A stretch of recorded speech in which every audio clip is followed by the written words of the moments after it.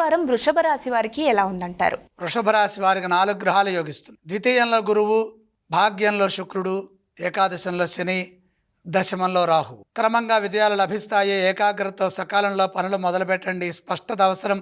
ప్రధాన కార్యక్రమాల్లో మేలు జరుగుతుంది. శుభ ఫలితాలు ఉంటాయి. గృహంలో శుభాలు జరుగుతాయి. మీ మాటకు విలువ పెరుగుతుంది. మిమ్మల్ని అభిమానించేవారు పెరుగుతారు. మీ వల్ల కొందరికి ఉపకారం జరుగుతుంది. ఆత్మవిశ్వాసంతో పనులు మొదలుపెట్టడం ద్వారా బాధ్యతలను జాగ్రత్తగా నిర్వర్తించగలుగుతారు. దశమ రాహు విజయాన్ని ప్రసాదిస్తారు. అందుకు తగిన సాధన అవసరం. వృత్తి ఉద్యోగ వ్యాపారాల్లో సమయస్ఫూర్తిని ప్రదర్శించండి. ఉత్సాహంగా నిర్ణయాలు తీసుకొని వాటిని అమలు చేయండి. మిత్రుల సహకారం సంపూర్ణంగా లభిస్తుంది.